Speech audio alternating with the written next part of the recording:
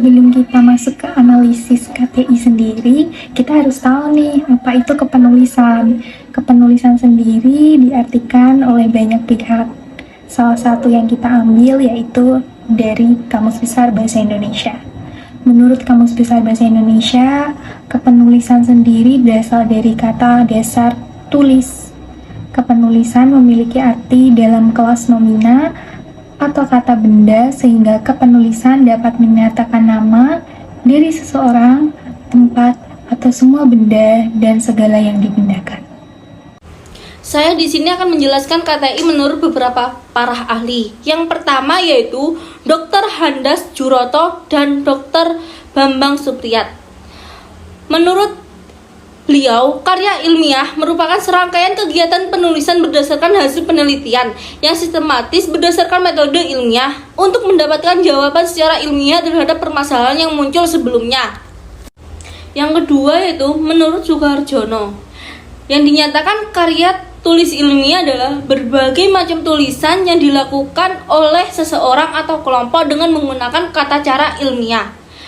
Dengan kata lain, karya tulis ilmiah adalah laporan tertulis hasil kegiatan ilmiah. Yang ketiga yaitu menurut Eko Susilo, karya ilmiah adalah salah satu karangan atau tulisan yang didapat sesuai sifat keilmuannya dan didasari oleh hasil pengamatan, pemantauan, penelitian dalam bidang tertentu, disusun menurut metode tertentu serta sistematika, penulisan yang bersantun bahasa dan isinya dapat dipertanggungjawabkan kebenarannya atau keilmiahannya. Selanjutnya adalah tujuan penulisan karya ilmiah. Tujuan penulisan karya ilmiah adalah untuk melatih ide tersurat atau dapat menghasilkan penelitian dalam bentuk karya ilmiah yang tersusun secara sistematis dan metodologis. Selanjutnya, tujuan penulisan karya ilmiah adalah untuk memperluas wawasan dan pengetahuan penulis dan pembacanya. Yang ketiga yaitu untuk memberikan sumbangan pemikiran, baik berupa konsep teoritis maupun praktis. Kemudian yang keempat yaitu untuk peneliti seperti siswa sampai mahasiswa agar berpikir lebih komprehensif atau luas, serta mampu mengkritisi sesuatu dengan lebih tepat. Selanjutnya ada urutan dalam KTI. Yang pertama cover depan, kedua judul, ketiga daftar isi, keempat bab 1 pendahuluan, kelima bagian isi. Setelah ada urutan dalam KTI, ada bagian isi KTI yang dimana bagian pembahasan, metodologi penelitian, hasil penelitian, kesimpulan, penutup, dan bagian evaluasi. Di sini saya akan menjelaskan langkah-langkah membuat karya tulis ilmiah. Yang pertama adalah membuat judul karya tulis ilmiah. Yang kedua, membuat latar belakang yang sesuai dengan judul yang telah ditentukan. Yang ketiga adalah menentukan rumusan masalah. Yang keempat, membuat pembahasan yang sederhana dan sesuai dengan variabel yang telah ditentukan. Dan yang terakhir adalah membuat kesimpulan. Baik, di sini saya akan menjelaskan mengenai contoh analisis karya tulis ilmiah. Nomor 1, pada halaman 4 terjadi kesalahan kata di masa yang seharusnya pembenarannya yaitu pada masa. Keterangannya kata yang digunakan kurang tepat.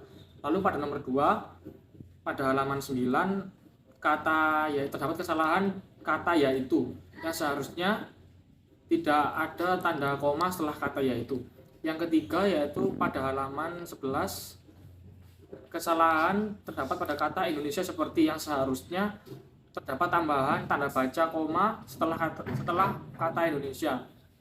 Lalu yang keempat sampai nomor 6 pada halaman 12, 14, dan 20 terdapat kesalahan yang sama yaitu kata mempengaruhi yang seharusnya kata tersebut adalah memengaruhi atau keterangannya kata tidak baku. Yang selanjutnya nomor 8 pada halaman 20 yaitu kurangnya tanda titik di akhir kalimat. Contoh kesalahan KTI yang selanjutnya yaitu terdapat pada halaman 36 paragraf yang pertama, di mana terdapat kata objek yang penulisannya merupakan penulisan yang salah karena kalimat tersebut merupakan kalimat yang tidak baku. Selanjutnya pada halaman 36 paragraf yang kedua. Pada kalimat teknik purposive sampling yaitu metode penelitian sampel. Kesalahannya yaitu pada tanda baca di mana kata yaitu merupakan konjungsi penegas sehingga membutuhkan tanda koma sebelum kata yaitu. Kesalahan KTI yang selanjutnya yaitu terdapat kalimat tidak efektif pada halaman 36 paragraf yang pertama. Dan kesalahan yang terakhir terdapat pada halaman 37, yaitu kalimat penelitian ini dilakukan pada 5 provinsi di kawasan timur Indonesia, di mana kata pada tidak sesuai dan merupakan pemborosan kata. Jadi kesimpulannya, karya tulis ilmiah adalah hasil penelitian dan pengembangan, tinjauan, ulasan, kajian, atau pemikiran oleh perseorangan atau kelompok yang disajikan dalam bentuk tertulis dan disusun secara sistematis.